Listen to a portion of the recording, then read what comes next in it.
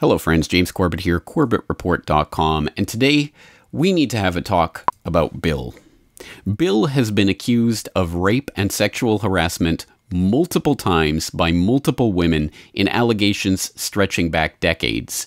He's even had to settle one of these accusations out of court with one of the victims, and yet throughout this entire process, even though much of this has been in the public record for decades, he has been able to continue his career with seeming impunity, collecting millions, as well as the adoration of his adoring fans. The strangest part about this story is that you have almost certainly never heard of it, because I am not talking about Bill Cosby. I'm talking about Bill Clinton. Yes, Bill Clinton, former president of the United States, multiply accused rapist. These allegations go back decades, and we don't have time to go through all of them, but let's just highlight a few of them. And everything I'm talking about in this video is cited with documents that you can find for yourself. They will be in the show notes for this video. Please check the video description. So let's just look at a few of these cases, stretching back to Bill's college days in Oxford in 1969 as a Rhodes Scholar, where he allegedly raped 19-year-old Eileen Wellstone after meeting her at a pub. A retired State Department employee later anonymously told Capitol Hill Blue in 1999, "There was no doubt in my mind that this young woman had suffered severe emotional trauma, but we were under tremendous pressure to avoid the embarrassment of having a Rhodes Scholar charged with rape." 1972, a 22-year-old woman told campus police at Yale University that she was sexually assaulted by Clinton, a law student at the college at that time. The woman did confirm the story to Capitol Hill Blue when she was tracked down for comment years later. 1974, at the University of Arkansas, where Bill Clinton was then a law school instructor, a woman claimed that Bill tried to prevent her from leaving his office during a conference. She said he groped her and forced his hand inside her blouse. She complained to her faculty advisor, who confronted Clinton, but Clinton claimed the student came on to him. And she left the school shortly thereafter. She confirmed the story, as well as several former students at the university confirmed the story, but no punitive action came of it. In 1978, there was Juanita Broderick, who was a gubernatorial campaign election volunteer for Bill Clinton, and she had this to say. Whatever. Then what happens? Then he tries to kiss me again. And the second time he tries to kiss me, he starts biting on my lip. Just a minute. He starts to bite on my top lip, and I try to pull away from him. And then he forces me down on the bed. And I just was very frightened. And I tried to get away from him, and I told him no. And I didn't want this to happen. But he wouldn't listen to me. Moving to the 1990s, we have Paula Jones, who on May 8th, 1991, was lured to Clinton's Excelsior hotel room during a conference when he was governor of Arkansas and she was a state clerk.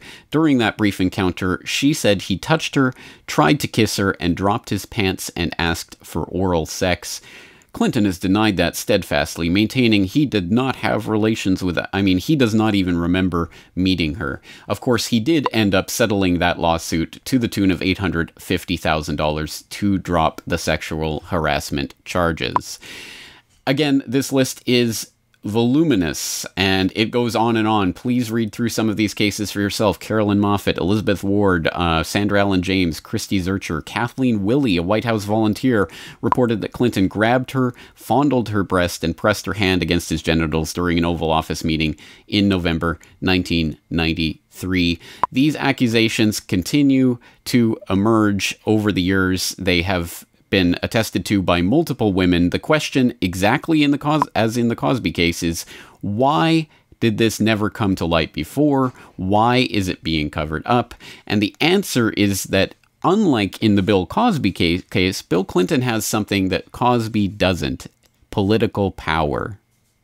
Clinton's former chief of staff admitted she had been hired to conduct media smear campaigns against anyone planning to tell the truth about the governor's sexual habits. She was prepared to go after at least 26 women who had the potential of destroying Clinton's chance at the presidency.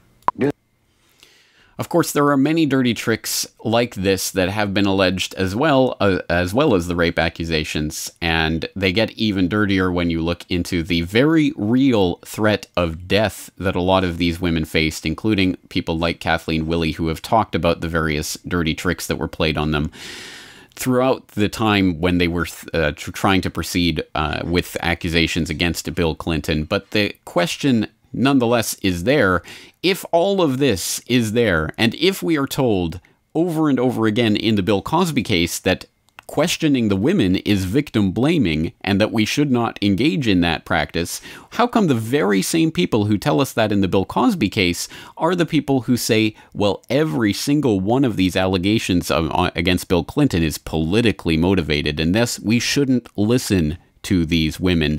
Keep in mind, these are the exact same people who likely will vote for Hillary Clinton if and when she runs 2016, because she'll be a woman president, who are standing up for this multiply accused rapist by denouncing his victims. And the strangest thing is, when someone comes forward even with very, very, very tame criticism, trying to broach this subject. You know, it concerns me. I mean, the thing is that I think workplace violence is a serious thing. Think about your network. If the president of your network had relations with a 20-year-old girl who was there from college, I think the president of your network would be fired. We don't accept that in the workplace. And so if that's what Bill Clinton, did multiple times, really, they ought to be concerned about being associated with him.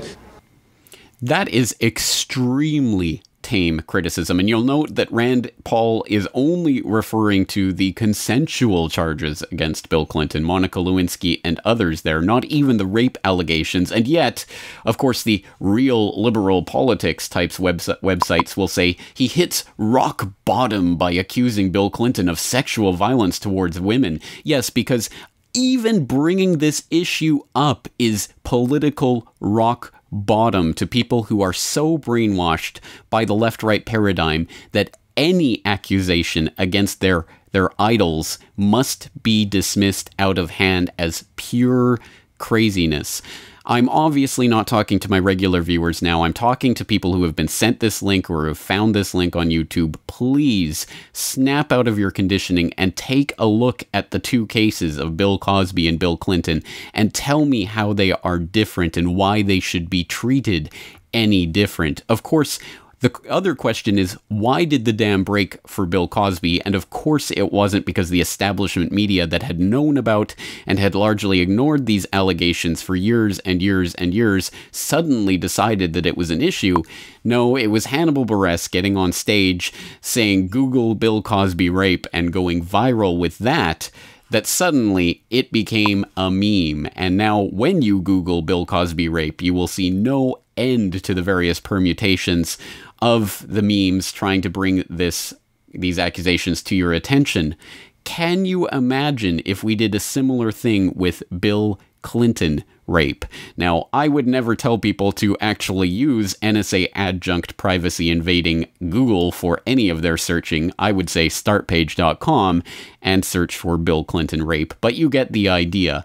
Just do it. Search Bill Clinton rape. Make this go viral. We need to get Bill Clinton out of politics for good. Not only, and of course this is a good enough reason in and of itself because of his sexual violence towards women and his multiple rape allegations, but also for all of the other skeletons in his closet. For more on that, you can see the previous edition of my podcast, Meet the Clintons, or you can see this weekend's editorial in the International Forecaster, where I write about why Hillary Clinton must not become president.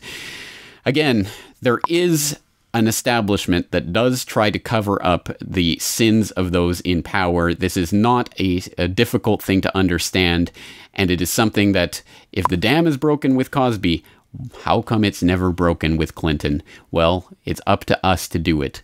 Google Bill Clinton rape.